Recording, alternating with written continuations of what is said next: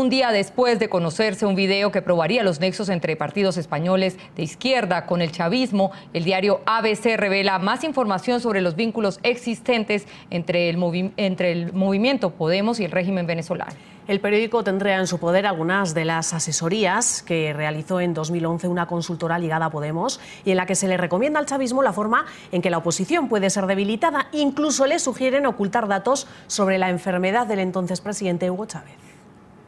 Informes conocidos por el diario ABC revelan más vínculos entre el chavismo y el partido de izquierda español Podemos.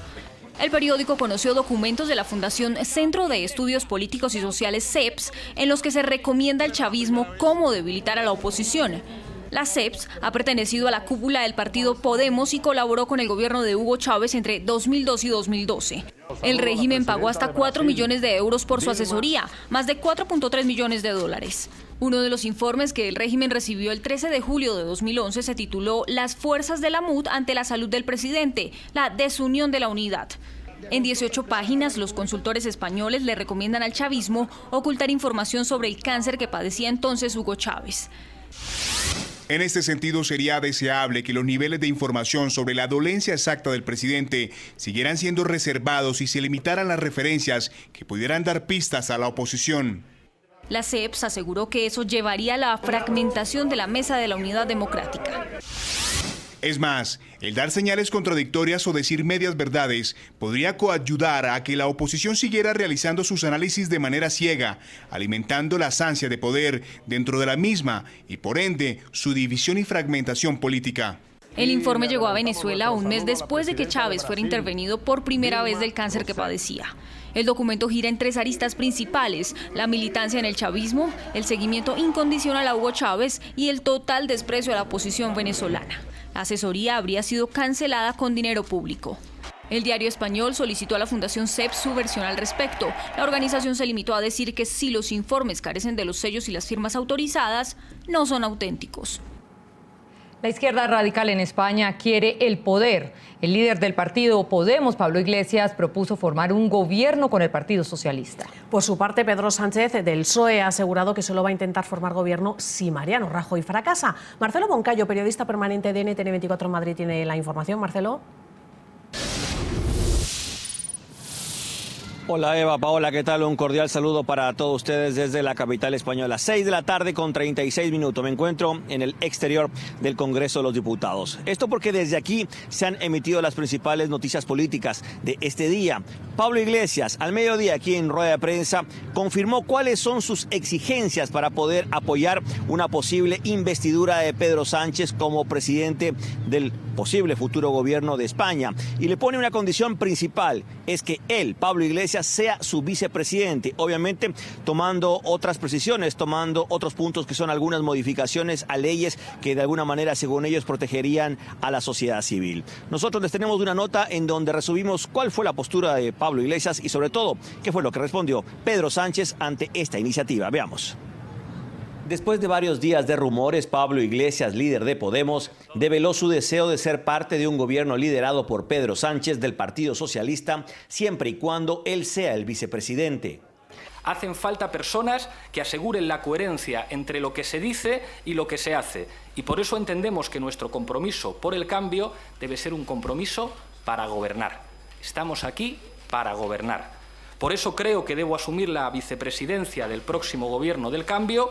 Si el PSOE quiere, puede haber un gobierno de cambio, paritario, con ministras y ministros del cambio. La gente en las plazas dijo sí se puede. Este país puede tener un gobierno que esté a la altura de su gente. Será un honor para mí, será un honor para nosotros formar parte de ese gobierno. Iglesias cree que las diferencias que tiene con Pedro Sánchez podrían saldarse. Una de ellas es la distinta opinión que tienen sobre el gobierno de Venezuela. Yo creo que estaremos de acuerdo con el Partido Socialista en el que si estamos gobernando tendremos unas magníficas relaciones con Nicaragua, con Venezuela, con Colombia, con Bolivia, con Ecuador, con Brasil, con México, con Guatemala, con todos los países hermanos que forman parte de una cultura fundamental para nosotros, independientemente de quién gobierne allí e independientemente de quién esté gobernando en España.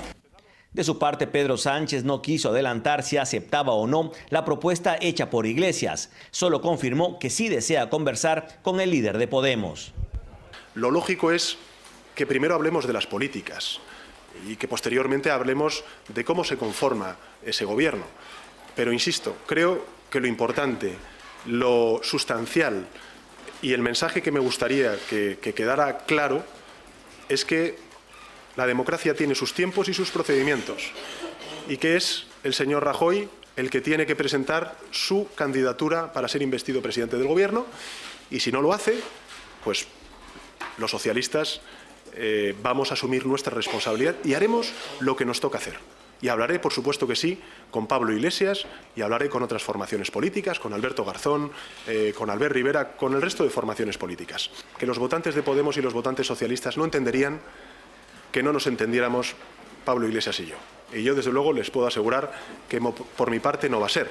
Estas posiciones, tanto de Iglesias como de Sánchez, se hicieron públicas luego de que los dos políticos tuvieran su audiencia con Su Majestad el Rey, quien cumple con la obligación de buscar un candidato de consenso para ocupar la Moncloa.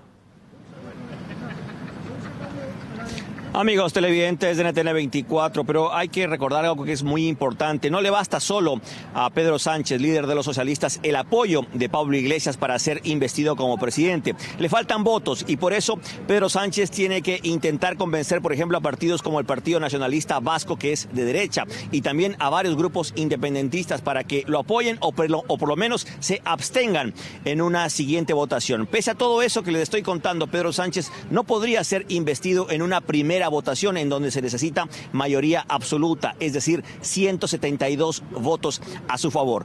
Posiblemente, si él llegara a estar aquí en el Congreso de los Diputados sometiéndose a esa votación de investidura, podría hacerlo en una segunda votación que es mayoría simple. Y seguramente en poquísimos minutos está terminando ya la reunión de Su Majestad el Rey Felipe VI con Mariano Rajoy. Y así, Su Majestad el Rey termina las 14 reuniones que ha tenido durante toda esta semana para buscar justamente a ese candidato de consenso que pudiera ser sometido a la votación de investidura aquí en el Congreso de los Diputados. Este es el informe. Sigan ustedes con más aquí en NTN 24. Hasta pronto. Muchísimas gracias a Marcelo por toda la información.